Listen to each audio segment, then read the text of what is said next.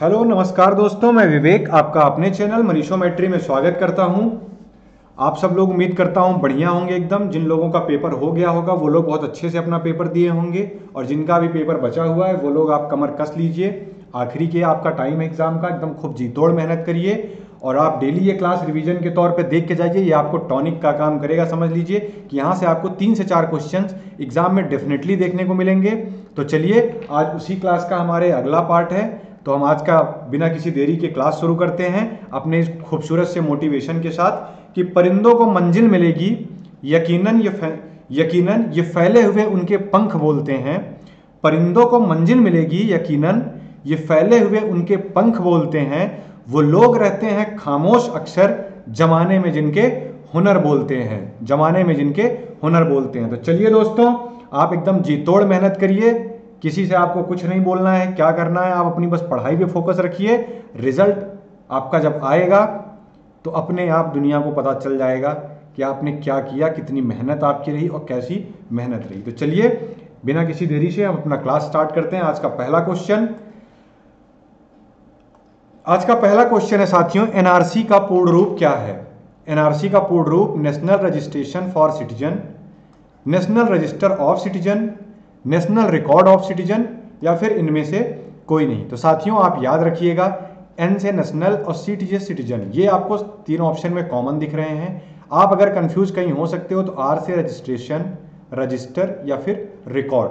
तो आप याद रखना दोस्तों कि रजिस्टर जो होता है, नेशनल रजिस्टर ऑफ सिटीजन, ये एनआरसी का फुल फॉर्म होता है। अगर मैं बात करूं साथियों इसके हिंदी के प्रारूप की, इसका हिंदी में मतलब, तो आप याद रखना भारतीय राष्ट्रीय नागरिक रजिस्टर। आप याद रखना साथियों, भारतीय राष्ट्रीय नागरिक रजिस्टर, ये इसका हिंदी प्रारूप होता है। बाकी नेशनल रजिस्टर ऑफ सिटीजन, आप याद रखिएगा इसका फुल फॉर्म। साथियों अगर मैं बात करूं आपसे कि एनआरसी होता क्या है, तो आप याद रखिएगा कि जब ये विभाजन हुआ था तो विभाजन के टाइम पर असम, या फिर जो आप पूर्व पाकिस्तान जो अब बांग्लादेश हो गया है, तो असम में मतलब विभाजन के टाइम पर बांग्लादेश में कुछ जो है सिटीजन्स जो हैं वो, उनकी संपत्ति तो भारत में थी बट वो चले गए थे बांग्लादेश में, और बाद में उनका आना जाना लगा रहता था, जिसकी वजह से ये काफ़ी कन्फ्यूजन हो गया था कि वो बांग्लादेश के नागरिक हैं या फिर असम के या फिर भारत के नागरिक हैं। तो इसके लिए 1951 में, आप याद रखना दोस्तों, 1951 में एनआरसी का गठन किया गया था।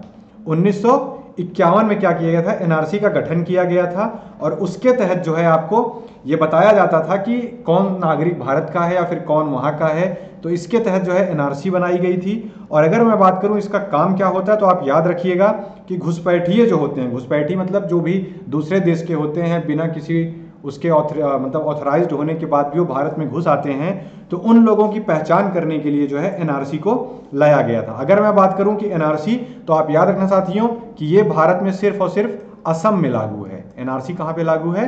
असम में लागू है। और ये विभाजन के टाइम पर जो लोग असम से माइग्रेट होकर के या फिर चले गए थे वो बांग्लादेश में, जिसे पूर्व पाकिस्तान बोला जाता है, तो उन लोगों की संपत्ति क्या हो गई थी, भारत में रह गई थी, बट उनका आना जाना लगा रहता था। तो उनको लेकर के एक डाउट हो जाता था कि ये भारत के नागरिक हैं या फिर बांग्लादेश के हैं। तो इसके लिए जो है एनआरसी लाया गया था। और ये एग्जाम में आपको देखने को मिलता है कि एनआरसी का पूर्ण रूप क्या है। मोस्टली लोग कंफ्यूज हो जाते हैं एनआरसी का क्या होता है। तो आप याद रखिएगा यहाँ पर जो आर है, आर रजिस्ट्रेशन, रजिस्टर और रिकॉर्ड, तो इसमें आप याद रखिएगा कि नेशनल रजिस्टर ऑफ सिटीजन, ये होता है एनआरसी का फुल फॉर्म। साथियों अभी हाल ही में बहुत ही एक मुद्दा चला था सीएए, तो आप इसका फुल फॉर्म भी याद रखिएगा, सिटीजनशिप अमेंडमेंट एक्ट। अगर आपसे इसके बारे में भी एग्जाम में आ जाता है तो ये ऐसा नहीं कि एग्जाम में नहीं पूछ सकता, क्वेश्चन इंपॉर्टेंट है। तो आप याद रखना साथियों, सिटीजनशिप अमेंडमेंट एक्ट इसका फुल फॉर्म होता है। और 2019 में भी जो है इसका संशोधन किया गया था, जो अमित शाह जी ने लाए थे, जिसके ऊपर काफी धरना वरना चला था। तो ये क्वेश्चन आप दो यहाँ से इंपॉर्टेंट याद रखिएगा। चलिए हम अगले क्वेश्चन की तरफ बढ़ते हैं। आज का हमारा क्वेश्चन नंबर 2 है, राष्ट्रीय जांच एजेंसी की स्थापना किस वर्ष की गई थी? साथियों राष्ट्रीय जांच एजेंसी, इसका मतलब होता है एनआईए। एनआईए का गठन कब किया गया था? नेशनल इन्वेस्टिगेशन एजेंसी, इसकी स्थापना कब की गई थी? आपके पास ऑप्शन है 2005, 2007, 2008 और 2001। अगर मैं साथियों बात करूं आपसे कि एनआईए का गठन कब किया गया था, तो आप याद रखिएगा कि एनआईए का पहले काम क्या होता है। मैं आपको बता दूं एनआईए के बारे में मैं आपको बता देता हूं कि ये जो भी भारत में आतंकवाद विरोधी जो भी काम है, तो आतंकवाद जैसे कार्य जो भी हो रहते हैं उनको रोकने का काम जो है इनका होता है एनआईए का। भारत में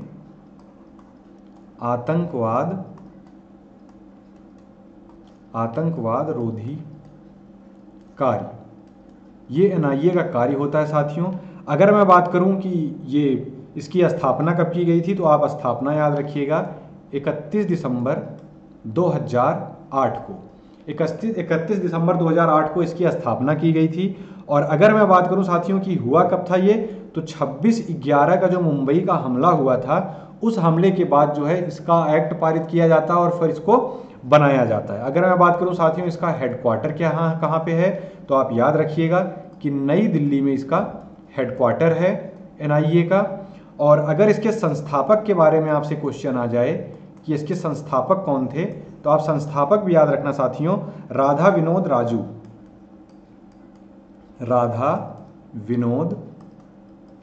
राजू, ये जो है इसके संस्थापक थे। और अगर वर्तमान में इसको कौन चला रहा है, तो आप याद रखना वर्तमान में इसके महानिदेशक अगर आपसे आ जाए तो वाईसी मोदी का मतलब है साथियों योगेश चंद्र मोदी। आप याद रखिएगा वाईसी मोदी, योगेश चंद्र मोदी। एनआईए भारत में आतंकवादी विरोधी कार्य के लिए इसको गठन किया गया। 31 दिसंबर 2008 को जो है इसको पारित करके इसे कानून बनाया गया और इसे एक मतलब संगठन बनाया गया, एजेंसी बनाई गई। 26/11 जो मुंबई हमला हुआ था इसके बाद इसके बारे में सोचा जाता है। हेडक्वार्टर इसका नई दिल्ली में है और संस्थापक राधा विनोद राजू थे और वर्तमान में वाईसी मोदी हैं। तो साथियों एनआईए के बारे में आप याद रखिएगा, ये क्वेश्चन आपसे एग्जाम में पूछता है। अगर मैं बात करूं आपसे जो ऑप्शन दिया है, तो इसका आंसर 2008 होगा, याद रखिएगा आप। 2005 ये आरटीआई अधिनियम, आरटीआई एक्ट, ये आपका 2005 में आया था, ये आप याद रखिएगा। अगर इसकी डेट आपसे एग्जैक्ट पूछेगी तो 15 जून 2005 आरटीआई एक्ट आपका आया था। अगर साथियों मैं बात करूं 2001 की, तो 2001 में आप याद रखना कि ऊर्जा संरक्षण अधिनियम, ये कब आया था? 2001 में ऊर्जा संरक्षण अधिनियम ये आपका आया था साथियों 2001 में। और 2007 साथियों आपका बहुत इंपॉर्टेंट वैसे नहीं, लेकिन फिर भी माँ बाप के लिए जो भरण पोषण से रिलेटेड एक कानून आया था कि कोई भी बच्चा अगर उसके माँ बाप बूढ़े हो गए हैं तो उसका ये दायित्व बनता है कि वो उनको खाना पीना वगैरह या फिर उनकी देखभाल उसकी जो है एक नैतिक जिम्मेदारी होगी। तो वो अधिनियम कब आया था आप याद रखिएगा 2007 में। साथियों आपको मैंने बाकी बेसिक जो एक्ट हैं वो सब सारे करा रखे हैं। सीआरपीएफ का गठन, सीएपीएफ का गठन सारी पिछली क्लास में हो गई हैं। ये जो कुछ क्लासेज आपकी बच रही हैं जो इंपॉर्टेंट हो रहे हैं वो मैं उनको आपको करा दे रहा हूँ, ताकि आपका एग्जाम में अगर कहीं से भी कोई रिलेटेड क्वेश्चन आ जाए तो आप डेफिनेटली एग्जाम में कर ले जाओ उसको।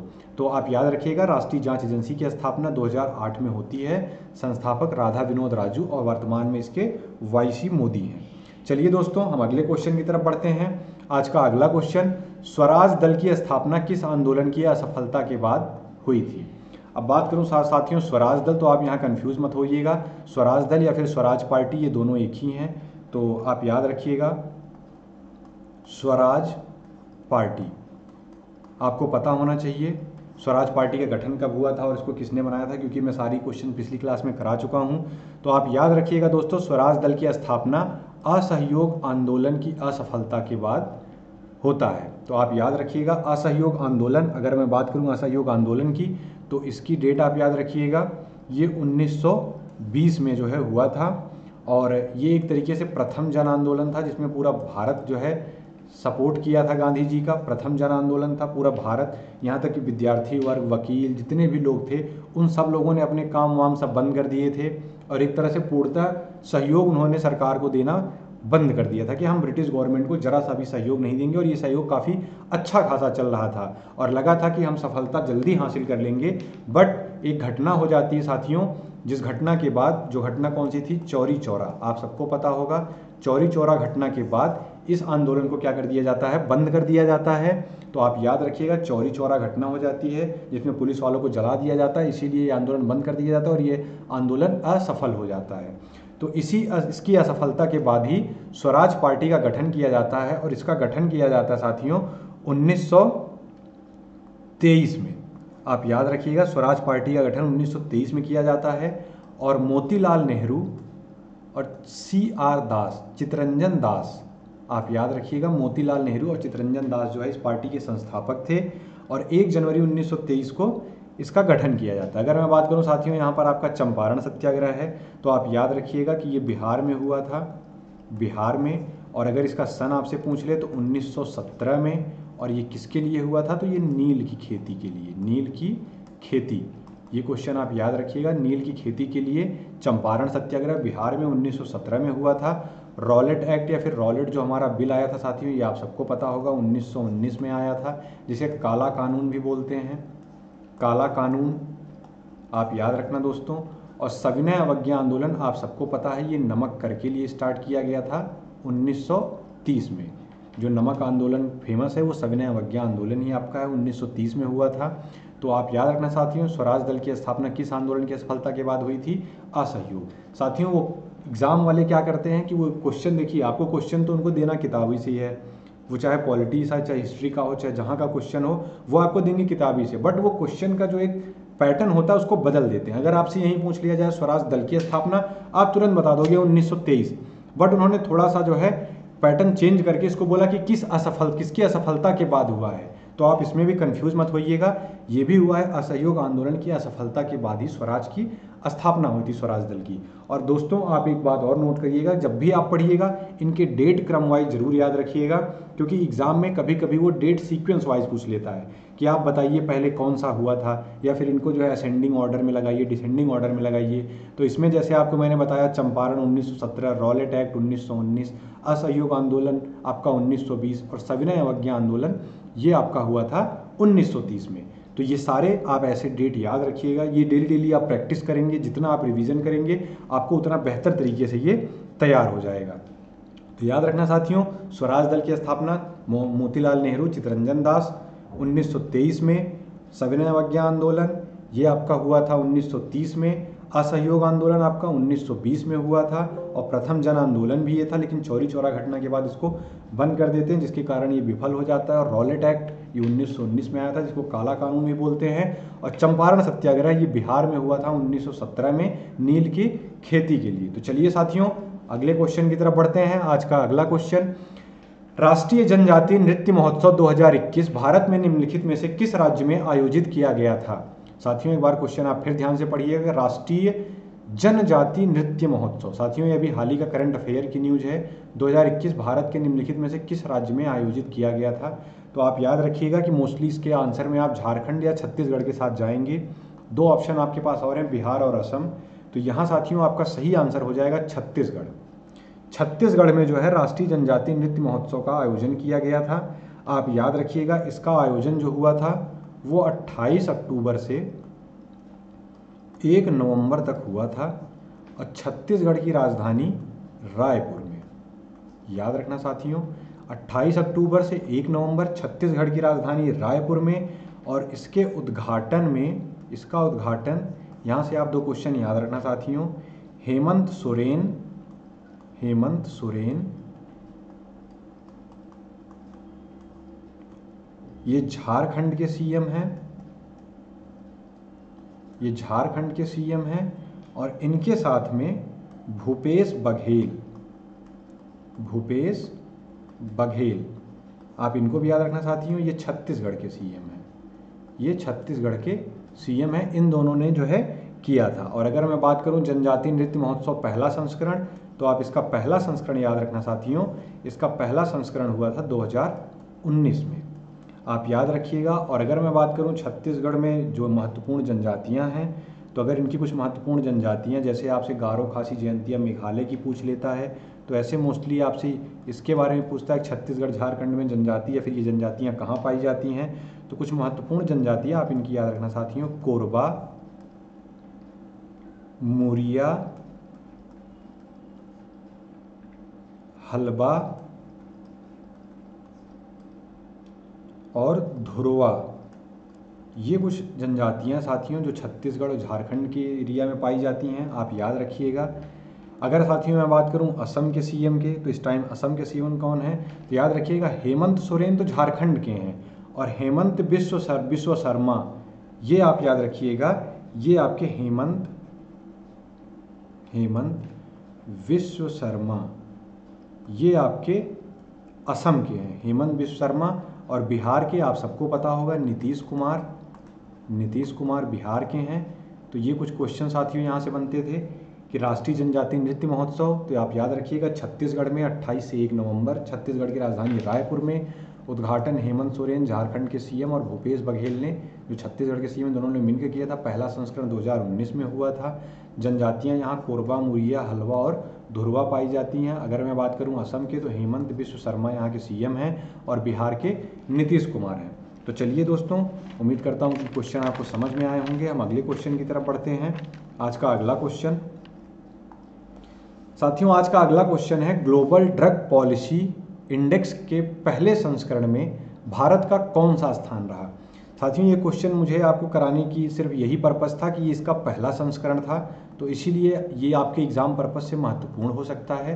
तो आप याद रखिएगा, टोटल इसमें 30 देशों पे जो है सर्वे किया गया था, और जिसमें भारत की रैंक जो है साथियों वो कौन सी है? 18। भारत की 18वीं रैंक है, टोटल 30 देशों में था।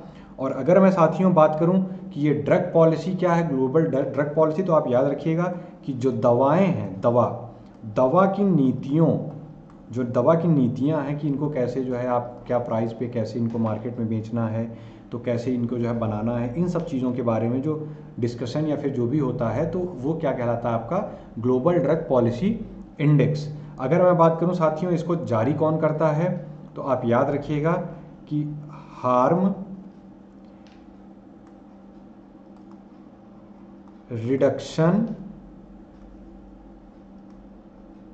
कंसोर्मन, ये संस्था होती है जो इसको जारी करती है। अगर साथियों मैं बात करूं कि इसमें पहले स्थान पर कौन है, तो पहले स्थान पर आप याद रखिएगा कि पहले स्थान पर इसमें नॉर्वे है, नॉर्वे। अगर मैं स्टार्टिंग की 5 कंट्रियों की बात करूं तो नॉर्वे पहले पे आप याद रखिएगा, फिर आपका न्यूजीलैंड है, फिर आपका पुर्तगाल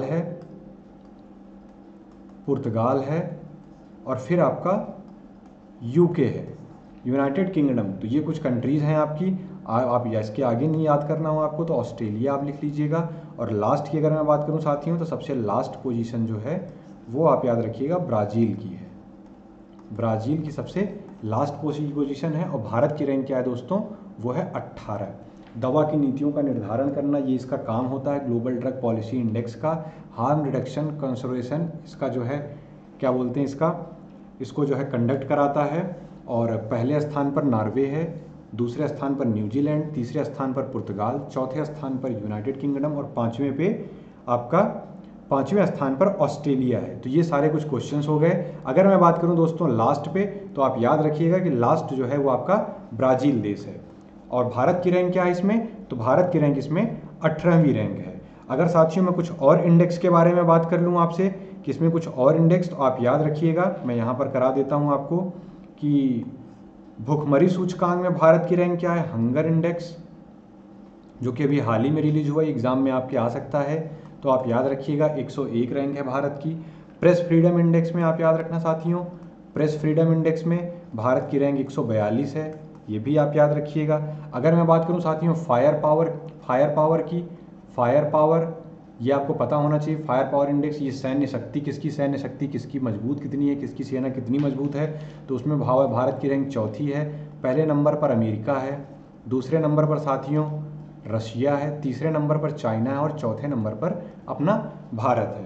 तो ये कुछ क्वेश्चंस आपके यहाँ से बनते हैं साथियों। ग्लोबल ड्रग पॉलिसी इंडेक्स में पहले जो है कि पहले संस्करण में भारत का कौन सा स्थान रहा, तो आप याद रखना दोस्तों ये 18वां स्थान रहा। चलिए हम अगले क्वेश्चन की तरफ बढ़ते हैं। एक पैरा ओलंपिक में साथियों, ये पैरा है, एक पैरा ओलंपिक में 2 पदक जीतने वाली पहली भारतीय महिला कौन है? साथियों अभी पिछली क्लास में मैंने आपको ओलंपिक से रिलेटेड क्वेश्चंस करा दिए थे, मोस्टली जो भी इंपॉर्टेंट आपके एग्जाम पर्पज से हो सकते थे। आइए आज हम पैरा ओलंपिक के बारे में भी कुछ देख लेते हैं, जो भी इंपॉर्टेंट क्वेश्चन यहाँ से बनते हैं। उससे पहले हम आपको बता दें कि इसका आंसर क्या होगा। तो 2 पदक जीतने वाली जो महिला हैं, आप याद रखिएगा कि वो हैं अवनी लेखरा।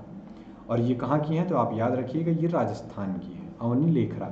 ये सही आंसर होगा आपका। 2 पदक तो साथियों जीता है पीवी सिंधु ने भी, लेकिन इन्होंने एक 2016 में जीता था और एक आपका 2021 में या फिर 20 वाले में इन्होंने जीता है। तो ये 2 क्वेश्चंस आप याद रखिएगा। अगर साथियों मैं बात करूं पैरा ओलंपिक के बारे में, तो इसमें मैं आपको बता दूं कि भारत ने टोटल भारत की रैंक साथियों पहले आप याद कर लीजिए, नोट कर लीजिए। भारत की रैंक इसमें आपकी 24 थी। भारत की रैंक इसमें 24 थी। अगर ओलंपिक की बात करूं तो उसमें 48 थी और टोटल पदक भारत ने इसमें 19 पदक जीते हैं। कितने पदक जीते हैं? 19। आप याद रखिएगा 19 पदक जीते हैं, जिसमें से 5 गोल्ड है, 8 सिल्वर है और 6 ब्रॉन्ज है। 6 ब्रॉन्ज है। अब अगर साथियों मैं बात करूं कि सबसे टॉप कंट्रीज कौन सी थी इसमें सबसे ऊपर, तो आप याद रखना साथियों कि सबसे ऊपर चाइना था। चाइना साथियों, चाइना यहाँ सबसे ऊपर है और ओलंपिक में यूएसए सबसे ऊपर था।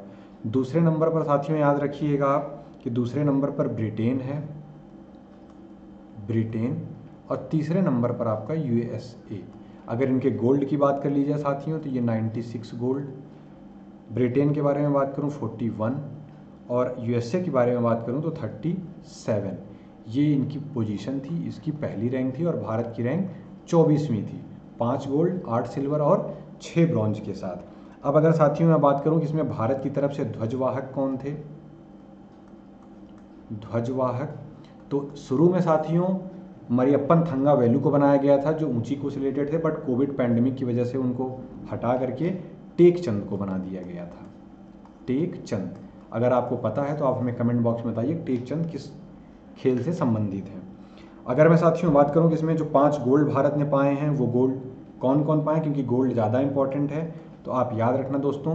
मैं 5 गोल्ड आपको अगले पेज पे करा दे रहा हूं, यहाँ आप नोट कर लीजिएगा कि 5 गोल्ड कौन कौन से व्यक्ति, मतलब किन किन व्यक्तियों को मिला हुआ है।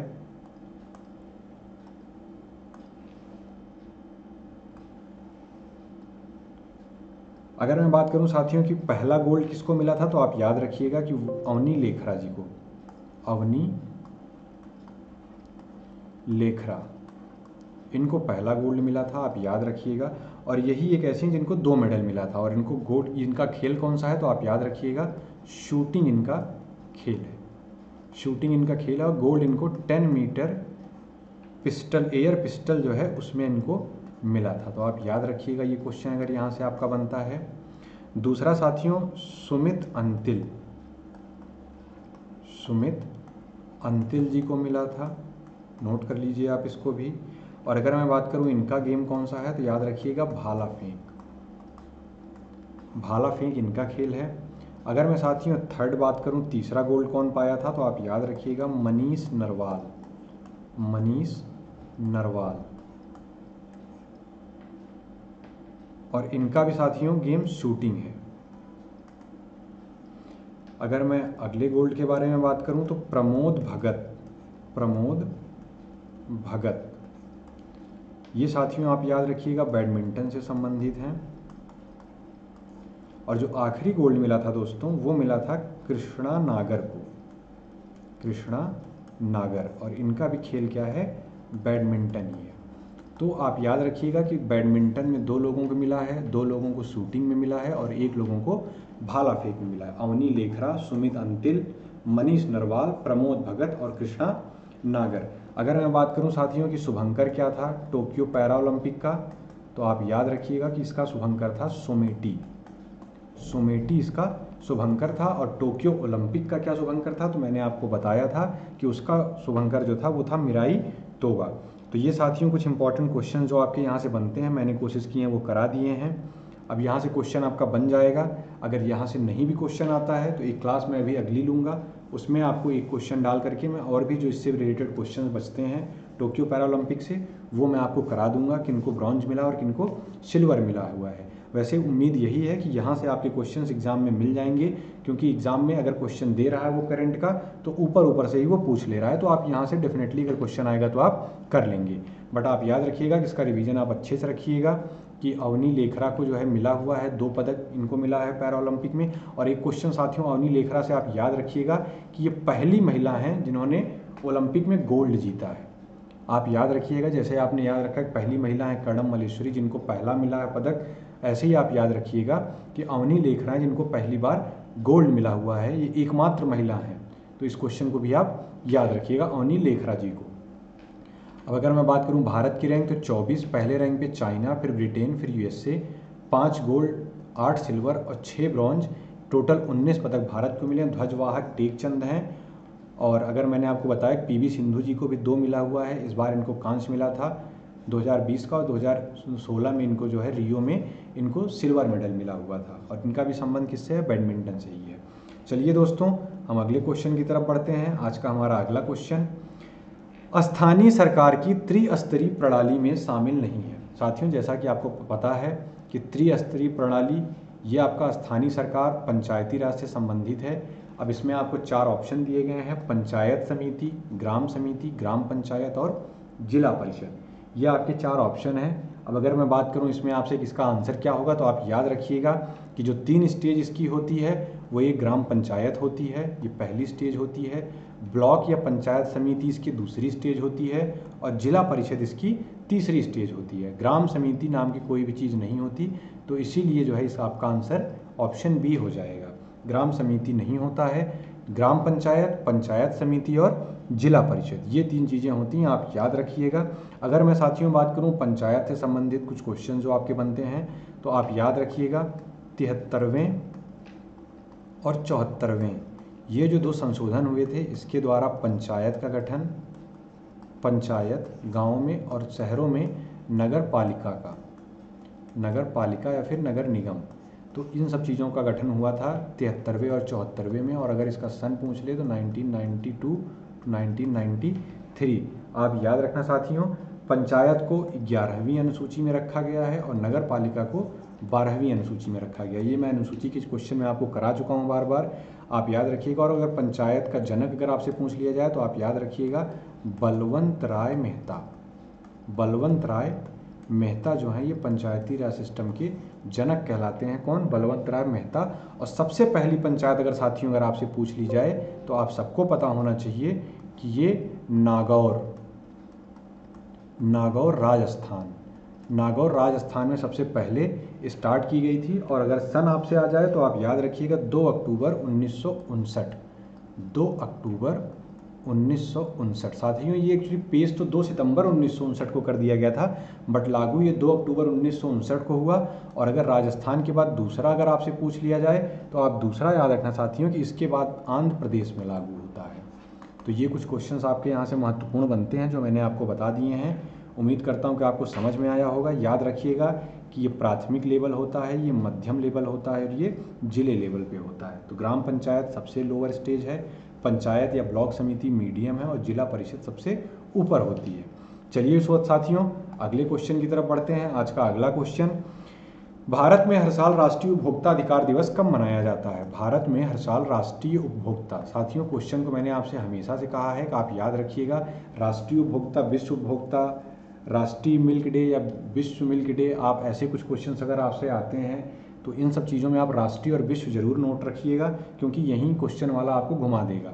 अगर आपने क्वेश्चन को ध्यान से नहीं पढ़ा तो आप आंसर तुरंत गलत करेंगे, क्योंकि आपके पास ऑप्शन 15 मार्च का भी है। आपको पता होना चाहिए कि विश्व उपभोक्ता अधिकार दिवस वो 15 मार्च को मनाया जाता है और राष्ट्रीय उपभोक्ता अधिकार दिवस ये आपका 24 दिसंबर को मनाया जाता है। तो ये क्वेश्चन आप याद रखिएगा, 24 दिसंबर राष्ट्रीय उपभोक्ता अधिकार दिवस, 15 मार्च को विश्व उपभोक्ता अधिकार दिवस, ये आप याद रखना साथियों, ये 15 मार्च को है।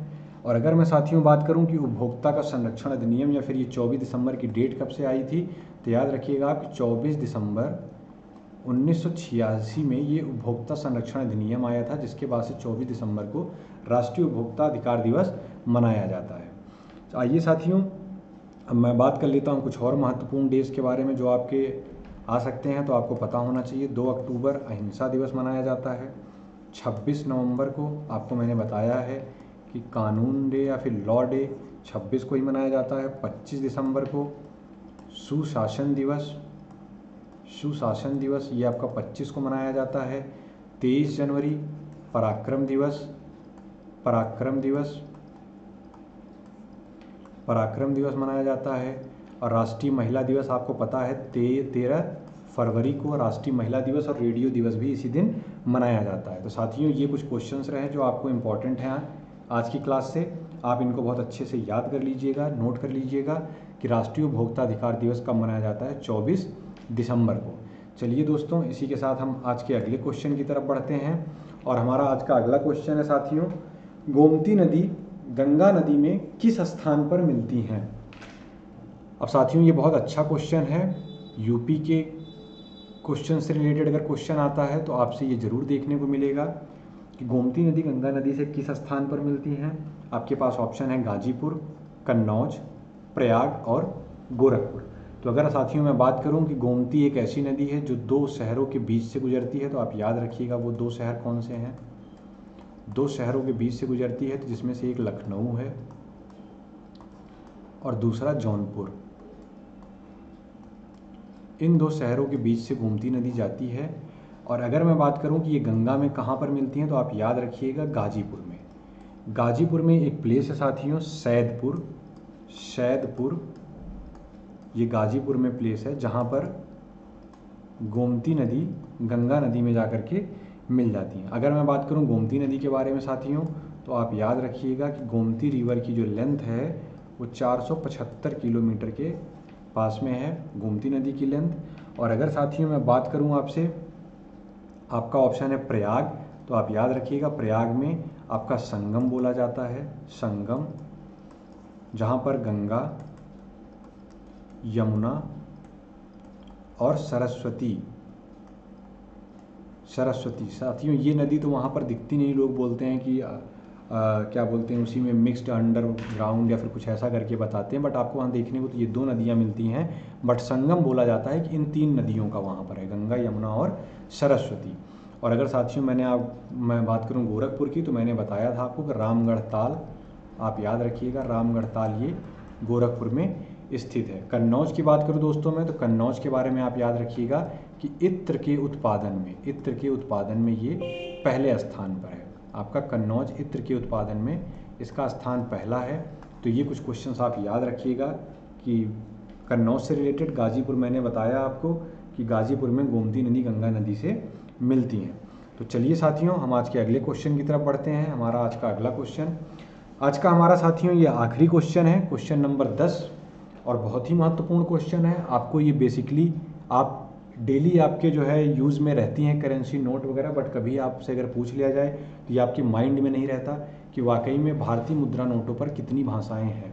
तो चलिए आज इस क्वेश्चन का भी आंसर हम आपको बता देते हैं, और मैं कोशिश करूंगा कि आपको ये कभी भूले ना। आज अपने दिमाग में इसको बैठा लीजिए, क्योंकि ऐसे क्वेश्चंस नोटों पर किस चीज़ की छवि है, जैसे 2000 पर मंगलयान की है, रानी की वाव की छवि किस पे है, कोणार्क का सूर्य मंदिर जैसे 10 रुपये के नोट पे है। तो ऐसे ही आपको एग्ज़ाम में वो पूछ लेता है कि, या फिर पूछ लेगा साइन किसका क्या होता है। तो इन सब क्वेश्चनों को आप अपने दिमाग में नोट रखिएगा, ताकि अगर ये एग्ज़ाम में आए तो ऐसे क्वेश्चंस आप गलत ना करिए। तो चलिए साथियों, अगर मैं बात करूं कि टोटल भारतीय मुद्रा नोटों पर कितनी भाषाएं हैं, तो आप याद रखना कि वो 17 भाषाएं हैं, 15 और प्लस अंग्रेजी और हिंदी। अगर साथियों मैं आपसे 15 भाषाओं की बात करूं, तो आप याद रखना, मैं शॉर्ट फॉर्म में आपको यहाँ बताता चल रहा हूँ। अगर आप नोट कर रहे हैं तो आप उनको नोट कर लीजिएगा। आप याद रखिएगा असमिया भाषा है, बंगाली भाषा है, गुजराती भाषा है, कन्नड़ भाषा है, कश्मीरी भाषा है, कोंकणी है, कोंकणी भाषा है, मलयालम है, मराठी है, नेपाली है। आप याद रखना साथियों नेपाली भी है। हमारी करेंसी नोट पे उड़िया भी है। उड़िया मोस्टली हमारे जो 22 भाषाओं में कुछ हैं, उनमें से कुछ को छोड़ करके मोस्टली भाषाएं हैं उस पर। पंजाबी भी है, अगर मैं बात करूं पंजाबी भी है, संस्कृत है, तमिल और तेलुगु है, तमिल और तेलुगु, और आपका कितने हो गए, 1 2 3 4 5 6 7 8 9 10 11 12 13 14, एक जो भाषा साथियों बचती है वो आपकी उर्दू। तो ये कुछ 15 भाषाएं ये हैं उसमें, और हिंदी और अंग्रेजी, टोटल कितनी भाषाएं हैं, 17 भाषाएं हैं साथियों, जो आपकी भारत की मुद्रा के नोटों पर मतलब मेंशन होती हैं। अगर आप कभी नोट करेंगे तो आप देखिएगा उसमें है। अगर साथियों मैं बात करूं कि ये करेंसी का जब नोट कब से शुरू किया गया, तो आप याद रखिएगा 18वीं शताब्दी में इसको शुरू किया जाता है, 18वीं शताब्दी में इसको शुरू किया जाता है। और कागज़ की मुद्रा जो है सबसे पहली बार वो 1770 ईस्वी में कलकत्ता में बैंक ऑफ हिंदुस्तान, कलकत्ता के बैंक ऑफ हिंदुस्तान में सबसे पहले जारी किया जाता है। और कागज़ के मुद्रा का अधिनियम अगर कभी आपसे पूछ ले साथियों, तो आप याद रखना ये 1861 में आता है, 1861 में कागज़ मुद्रा अधिनियम। और अगर बात करूं साथियों कि ये मुद्रा जो है जारी करता कौन है इसका, तो आप याद रखिएगा ये होता है RBI, reserve bank of India, और इसका कोड क्या होता है INR। अब मुझे INR का आप फुल फॉर्म या इसका मतलब आप मुझे कमेंट बॉक्स में बताइएगा कि क्या होता है। तो ये रहा आपका आंसर साथियों। भारतीय मुद्रा नोटों पर कितनी भाषाएं हैं, 17 हैं। मैंने आपको बताया है कि 22 भाषाएं हमारी टोटल किस में है, 8वीं अनुसूची में है। आप क्या बोलते हैं, 8वीं अनुसूची में 22 भाषाएं, शुरू में 14 थी, तो आप कंफ्यूज मत होइएगा, ना इसका आंसर 24 होगा, ना 14 ना 12, टोटल 17 हैं। 15 आपकी मैंने लिखवा दी हैं और 2 अंग्रेजी और हिंदी। तो ये रहे साथियों आज के आपके 10 क्वेश्चन। उम्मीद करता हूँ कि आपको क्लास आज की अच्छी लगी होगी। अगर अच्छी लगी हो तो आप लाइक करिए, सब्सक्राइब करिए चैनल को, ज़्यादा से ज़्यादा मात्रा में आप शेयर करिए। आज मनीष सर के द्वारा आप लोगों के लिए स्पेशल क्लास का अनाउंसमेंट किया गया है, जिसमें आपके जो भी एग्ज़ाम है, लेखपाल का एग्ज़ाम हो गया, आपका जो पुलिस का एग्ज़ाम आ रहा है, कांस्टेबल का, SSC GD जो आपका एग्ज़ाम चल रहा है, इन सब के लिए बहुत ही महत्वपूर्ण सूचना है। आप उसको जा करके देखिए और बहुत ही अच्छी आपके जो है यहाँ से डेटा मिलेगा, चाहे वो मैथ्स का हो, चाहे वो करंट अफेयर का हो। जिन बच्चों ने इस संस्थान से पढ़ा है उनको पता है कि यहाँ पर बेहतरीन कंटेंट आपको प्रोवाइड किया जाएगा। ऑनलाइन प्लेटफॉर्म पे हमने अब अपना काम स्टार्ट किया है। धीरे धीरे अगर आप लोगों का प्यार सम्मान ऐसे मिलता रहा तो हम ऑनलाइन प्लेटफॉर्म पे भी बहुत ही अच्छा करेंगे। जैसे कि हमारे ऑफलाइन में हमने अपनी कोचिंगों को 1 से 2, 2 से 3, आज 4, 5 ब्रांच हमने खोल दी हैं। तो इसी तरीके आप देखिएगा ऑनलाइन में भी हमारा बढ़िया होगा। बस आप लोगों का प्यार और सम्मान मिलना चाहिए साथियों। आप लोग हमें कमेंट में बताइएगा आपको कैसी क्लास लगी है। चलिए अब हम अगली क्लास में मिलते हैं, तब तक के लिए सबको राधे राधे, जय श्री राम, जय हिंद।